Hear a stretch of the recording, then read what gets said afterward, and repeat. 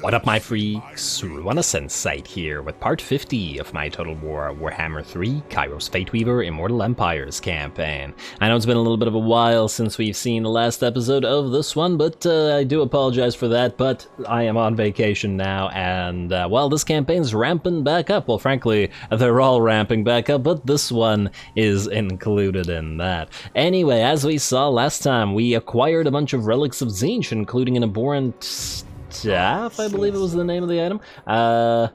Abhorrent loads, no, Scepter of Entropy is what we acquired, which is pretty darn insane for an arcane item. Lots of stat buffs that we can give probably to IBER, since he's more of our fighty lords and doesn't need to constantly stay in the air casting and can fight as well. So that should be pretty fun for him, and hopefully just make his fighting prowess really, really nice. And we also got ourselves something else that was good, the Chromatic Tome, which is power recharge and reserves per second, which is pretty great. Also, in addition to that, we saw Echold Dowie Breaker's army of Chosen and Chaos Warriors together fight, and they fought pretty darn well, so I was pretty happy with them, and I'm excited to get them into a proper fight. Now, I believe this episode is where we're going to do two things. First, well, I guess we're going to stay outside the settlement here, and pop you into wait, actually, you know what? Don't even go into ambush. Go into a camp stance, and let's see if Gorok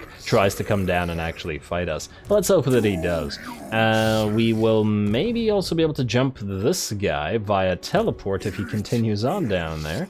Yeah, this guy's stuck. If he moves through any of this, unless he march stances, we'd be able to reach him.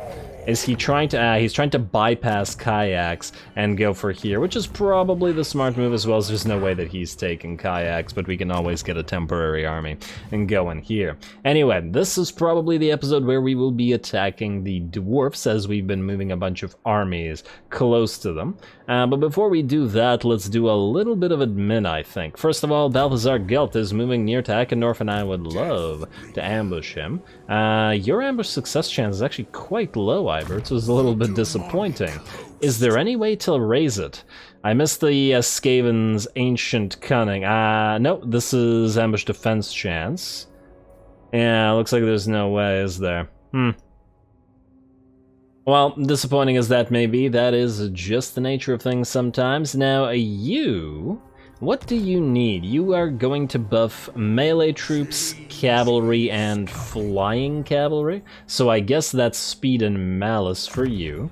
You don't need freakish mutations, and you don't need malevolent ranger either, at least you don't right now. So I think it's time to move through Infernal Champion and start making you real fighty until we get you that demonic onslaught. If we can get Blessed by Evil and Renowned and Feared later on, then we will, but it's obviously not a crazy priority right now. Yeah, also, does Hammer into Anvil, does it also include... I wonder if it includes Doom Knights or not. They are cab, but they're flying cab, and Warpfire is demonic flying units, right? Or is it demonic missile and regular flying? I don't think so. You know what? I'm not sure, but it doesn't matter right now because we're going Infernal Champion anyway. 634 weapon strength. Let's bump that up even further with getting you that Scepter of Entropy. And we might as well pop these items too, as in get better ones. Armor of Fortune for you, since we don't have an Armor of Destiny, and Opal Amulet can be replaced by Talisman of Endurance. Fire has the other one. Alrighty, there we go. 69, 65 on those stats. Not horrible, but, well, it doesn't compare to a Coronate Lord, like, not even close. But, well, it should be good enough for us for now. Plus, you'll get buffs. Plus, you can still cast after all, so we can't discount that. I do wish we had a little bit more armor for you, as despite the fact that you look really heavily armored, you're really not armored at all. In fact, I feel like for the Demon Prince of Tzeentch, at the very least, I think they should have more armor than the Lords of Change do. But maybe that's just me. Anyway, what I want you to do is move to ambush right outside of Akendorf. Not likely. And we'll see if Balthazar Gelt actually tries to attack Akendorf or not. He should, but I don't know if he'll succeed. Oh, maybe he's waiting for that second stack. I'd love to fight both stacks at the same time, so I'd be perfectly happy if they went in for that. But we'll see. Now I guess it's time to join the fight against the dwarfs. They're kind of too close to our territory, and frankly, we will not be vassalizing them. So what we'll do is we will ask Grimgor here to join the war against Karazakarak. Now, I'm hoping what this will do is it will allow us to fight him, but won't force Scarby into the fight, because I don't want Scarby to lose a bunch of territories to free little Karazakarak armies here, but I guess we'll see. It's a joint war. Wait, who are the dwarfs allied with? Just 1 second. Out of curiosity here. It was only a matter of time before they declared war on us anyway. They are allied with the Golden Order, who we're currently fighting, the Knights of Kaldor, who we're currently fighting, and Clan Angren, who we are not. But as I recall, Clan Angren is kind of in a bad situation, probably wouldn't want to declare war on us right now, so maybe we can ignore them. Alrighty, Grimgor. Let's talk. I'd like to make Grimgor our vassal as well, if possible. It really depends, though, because he doesn't like a few things that we did in the past, and he doesn't seem to like our treaties with the Warhost of the Apocalypse, which is a little bit strange, considering he actually seems to like the Chaos factions, or at least the Chaos factions like him. Huh. Odd, but whatever. Yes, we will join the war against Karazakarak. We can get a little bit of cash from, yeah, go for it. And we are still going negative, but maybe it'll go positive afterwards. Yeah, alright, we'll see. Now that we've done that, Kairos, I think you can... Ooh. We probably shouldn't auto-resolve Karakazgal. The thing is, once again, we have really bad healing, and medium casualties I kinda don't like. I do wonder, how far away is the nearest enemy army? There's this one, which I guess could move to Dringo Karaz. I might be able to take Kradtomen right after, and... You know what, let's risk it. Let's auto-resolve with you. Right there. Oh, please don't be too bad. Yeah, it's pretty bad, but what can you do? And we will occupy the place. Karakazgal is ours, a free potion of speed to turn into something else. We have growth gear, which is fine. And don't collect the income, though. We should also probably immediately manipulate magic. Actually, we don't need to. Everything looks good to me. Alrighty, well then. Instead, what we will do is, first of all, you are moving to Vindex. And before I forget, Voljax, you're gonna move close to Recruiter of Fate, because both of you have stuff that you will be giving to IBER shortly.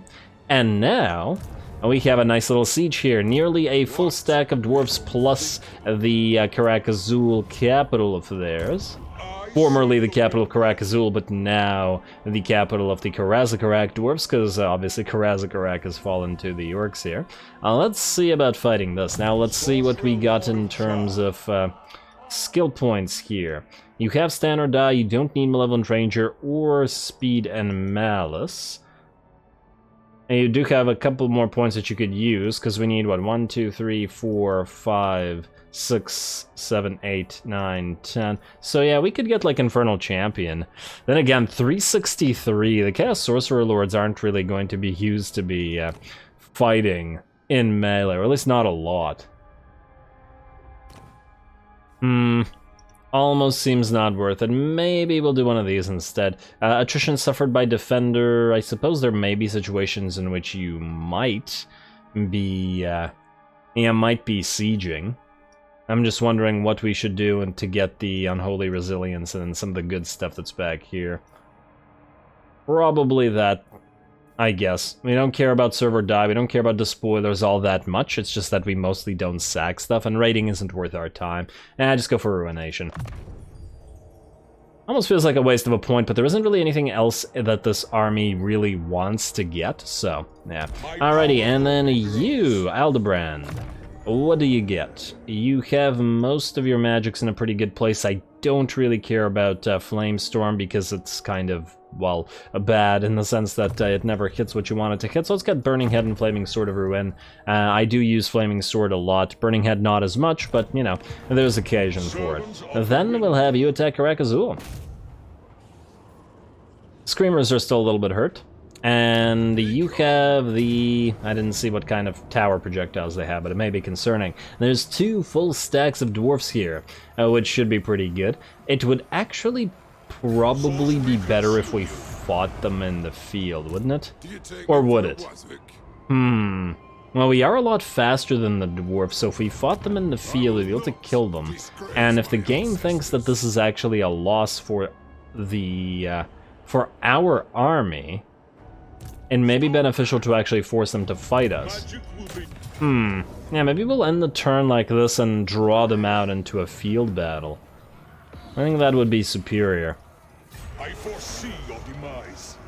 Let's try it like that. It is a little bit of a waste of a turn, but, you know, not a big deal at the end of the day. We'll build walls at the Black Iron Mine, and let's see what else we gotta do before we end it. There's several potential battles that could happen at once. Vindex, in the meantime, you, I suppose, can head to the Misty Mountains so that Kairos doesn't have to deal with it.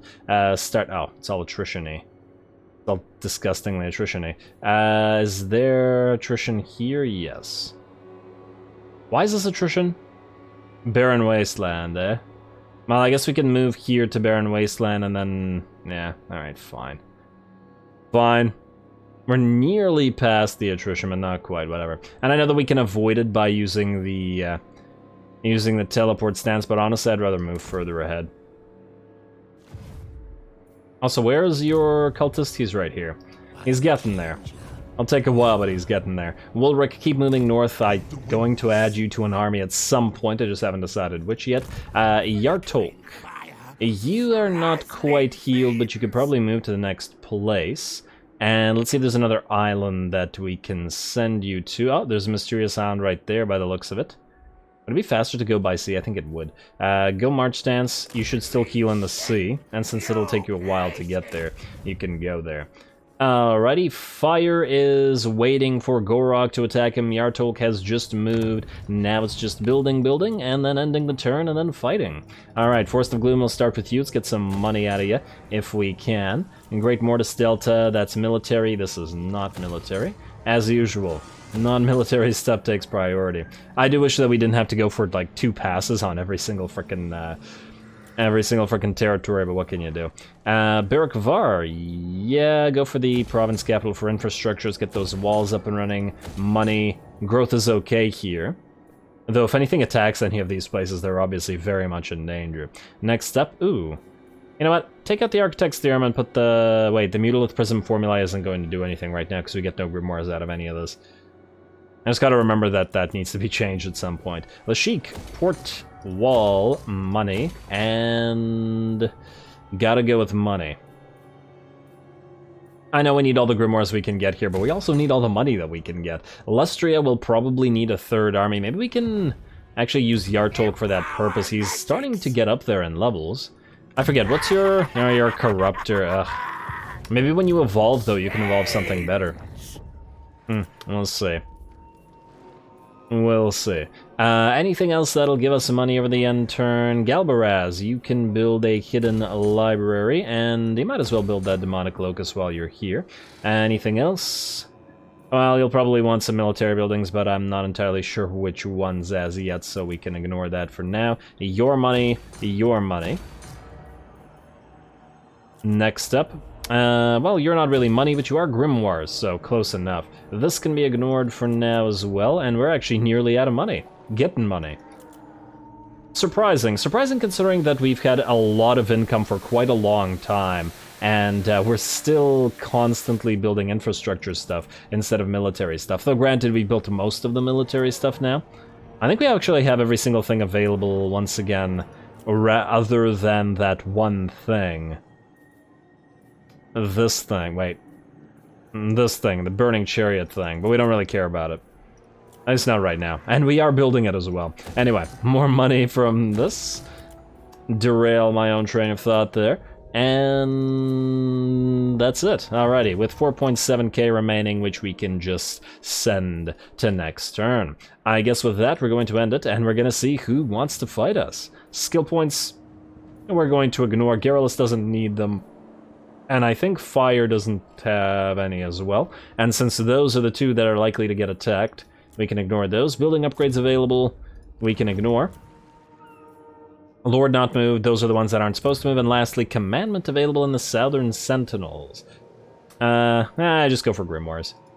I mean, yeah, maybe some enemies are gonna come down here, but with these two armies, I'm not super concerned either. Alrighty, let's see. I'd love to get a fight with Gorok, and I'd love to get a fight with 2 stacks of dwarfs. Who's gonna be first? Taking bets here. Ah, looks like Gorok is going to be a coward, and rather than attack, he will just advance forward. However, he, I believe, is close enough for us to ambush jump. So that's not going to be so great for him. Balthazar Gelt is going to go for the Forest of Gloom and going to completely bypass Akendorf. And now it's not that we care about the Forest of Gloom, but it is kind of irritating. Auto-resolve that, and if he captures it, he's dead, because our army is right beside it. Okay, well, goodbye, buddy. And that's actually pretty good because IBER did want his defeat trait. Alright, Warhost, Ecstatic Legions, Fecundites, anybody from Chaos can do anything useful? It doesn't look it. I'm not seeing any war declarations. Alright, the new god ascends and it is Nurgle, but that is irrelevant to us. Game wants us to look at Acold. Hey, Acold, you're looking fine. Oh, you wanted to ascend. No, you're leading a bunch of... Well, actually... You know, considering his entire army is full of fighters, maybe we make him a demon prince. That's a question. You know what? Let's go I'm not yet worthy yet. 10 turns, and then I think we'll upgrade him afterwards. Ambush for... Oh, he went for the Forest of Gloom despite that the ambush was foiled? Oh, that's a little bit weird. Yeah, so the reason for that is you are on a Chaos Steed. And I think we'll wait until we can get you on a Chaos War Shrine, which should be reasonably soon, and then at that point we'll upgrade Acold, because we do want more buffs here. In fact, I'm still thinking that perhaps we will actually want to get another hero in this particular army, like a cultist, mostly just to increase the mobility, but also to provide a secondary War Shrine, because, well, we obviously want more units here that are buffing this massive melee line. I'd like to keep the chariots, but would 3 chariots be so bad? I don't know. It'll just bother me that there are 3 of them, but not necessarily a horrible thing. Anyway, with that, and oh, wait, the dwarfs wussed out as well? Man, bunch of cowards. Everybody's a bunch of cowards. What is this? The auto-resolve said that you guys had the advantage here. Okay, well. We might fight that, or we might siege it a little bit more, but what we will definitely fight right now in revenge is Mr. Balthazar Gelt at the Forest of Gloom. IBER, you've been waiting for that. Do we need to level your guys? 25, 25, 7. Yeah, okay, we'll need to level you. Oh, yeah, we'll definitely need to level you. Get you increased mobility. And definitely Cascading Fire, Cloak, and Flaming Sword of Ruin. Like so. These just to buff IBER while he fights. And then you two have... Well, you have some skill points. And you could get another point in Infernal Gateway, I guess. Go for it. And then you... I still haven't decided on this. It's definitely not going to be a Locus of Change, because it's useless in this army. Definitely between Conjuration and between... I mean, it's only a 20-second duration, but it is quite a bit of power recharge. I do like the ability to summon blue horrors, though. We'll see. Lastly, you can get, I guess, Gehenna's Golden Hounds, and invulnerable through change, because you're always vulnerable. You're not on a Burning Chariot, right? Yeah, okay. Frickin' Burning Chariot. And I guess training? I mean, it's something. Hates Nurgle does nothing for us, so, yeah. Alrighty, time to fight some Gelt. And he's basically at full HP, so it should be a pretty nice battle. I don't know why he thinks that he'll have a good time here at the Forest of Gloom, but let's make sure that he doesn't.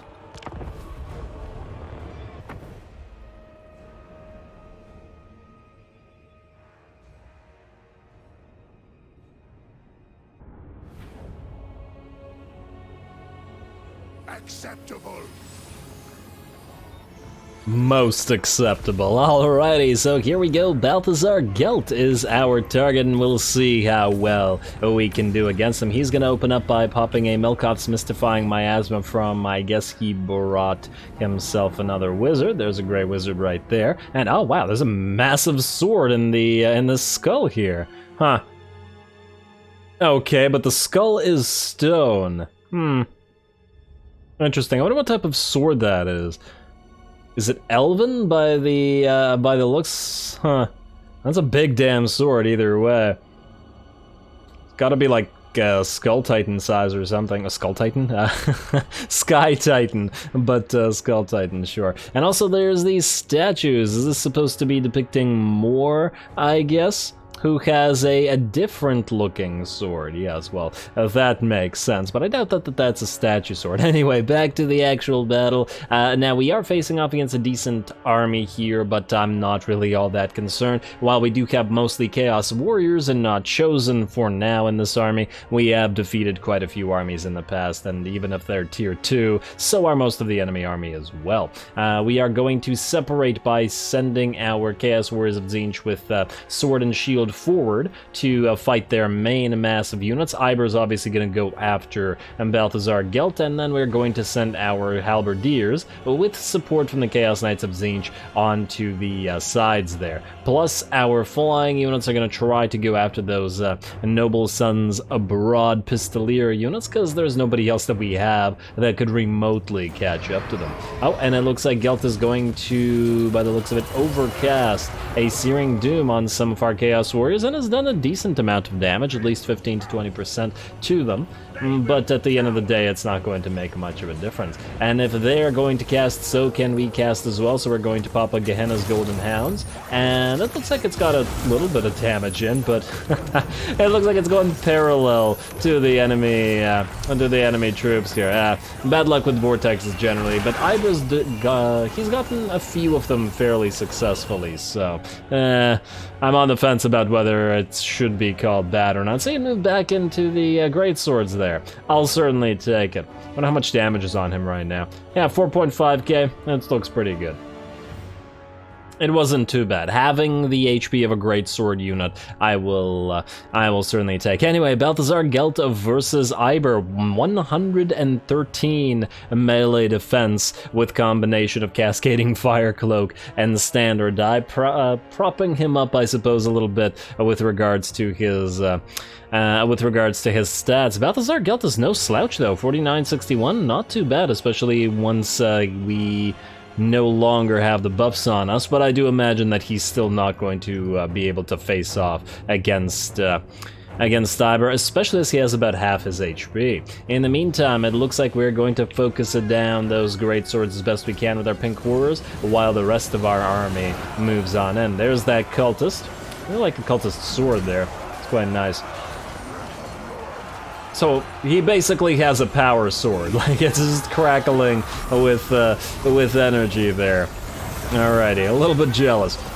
And there we go, there is our Chaos Sorcerer on that massive War Shrine, but the Chaos Warrior shouldn't have too much trouble killing the Great Swords with this much support. I'm gonna pop a Infernal Gateway on some units of range crossbows here, just so that they stop firing at IBER a little bit. I don't actually think that Gelt has done too much damage to IBER himself, but rather it's all those crossbows focusing him down. We've also gathered enough mana, or, well, mana energy. Well, I guess technically it's probably gathering mana to pop our Firestorm, and we're gonna pop it right in the middle of this wooded area, mostly because we have our 2 units of Halberdiers here, and they are fighting not just against Halberdiers and Great Swords, who do have armor piercing, but also against a couple of these guys, the Warrior Priests, who are doing a decent amount of damage. Well, actually, it looks like 1 Warrior Priest now, but still. Plus, it's 2 units of Halberdiers and 2 units of Great Swords versus only 2 units of Chaos Warriors, plus the enemy's Warrior Priest. So, yeah, the enemy certainly has the advantage there. Our Screamers have also been chasing those Noble Sons Abroad around and have managed to catch them, but have also gotten caught by the small pile of garrison units that have moved in from off the edge of the map, but they're not all that concerning. Gelt is also in pretty bad shape now, and so are all the enemy crossbows, getting absolutely wrecked by those Chaos Knights. Obviously, they have no kind of chance in that particular contest. And now it looks like Gelt's just straight up running from IBER. Not to worry though, because IBER's iridescent quarter does have the the Tormentor sword, which stops Gelt in his tracks, and will hopefully allow us to drop him. There we go, knock him right off that horse and into the rocks below. In fact, he goes below. Huh, why did you land? I didn't tell him to land, that's interesting. Did he go after the corpse to make sure that he was dead? Never seen that before. Why would he land? Maybe I misclicked a button to force him to land, and he's also kind of standing through the stone. But anyway, doesn't matter all that much because our main line has overrun the enemy. The Chaos Knights are now charging back through into the melee lines as they are pretty much done with the crossbows, and everybody else is escaping. And once again, damn, Chaos Knights are huge. Just look at that. It's just ridiculous compared to the little tiny crossbow man. He's like the size of the Chaos Knight's leg. My lord. I'd love to get some chaos steroids. I mean, damn. Alrighty, well, great job to you guys, and it looks like most of the main enemy line is dead. The wizard is caught, the other warrior priest is caught, and it looks like the battle will be finished down here, which is why IBER is gonna head down and help. Gonna land through the trees, the canopy aglow from the staff as IBER roars his presence and drops down on the enemy. That's got to be a scary sight flying over you. He's also going to pop Stand or Die to help out the Chaos Warriors that are fighting in the middle of this. I like that he has like a beam of light coming down on him as well. There we go. And he's also soon going to cast the Treason of Tzeentch to reduce the enemy leadership right here. And with the cast of the Treason of Tzeentch, the enemy is immediately going to run. That Terrified probably also didn't help matters. And with that, the rest of the army should shatter. There we go. Get some more swings in there, IBER. How many kills did you get by the end of this battle? Let's see. 12 kills only, but 10,000 damage. To be fair, he was fighting Gelt the entire time, and the Gehenna's Golden Hounds was the only thing that he cast offensively, as the other spells were from our other units. These two Chaos Warriors of Tzeentch with halberds unfortunately didn't achieve too much as they were moving around from this side through this forest and trying to catch some units, but too slow to actually reach them. It's okay though, the Chaos Knights reached the battle or the back of the enemy lines very quick, destroyed all those crossbows, and made sure that the enemy had no support to rely on, while the Chaos Warriors destroyed their melee. Anyway, well done. The garrison forces also routed. They did not kill our Screamers, though one of the Screamers units did get kind of hurt, but the Chaos Warriors, or the Chaos Knights rather, were moving in to bail them out anyway.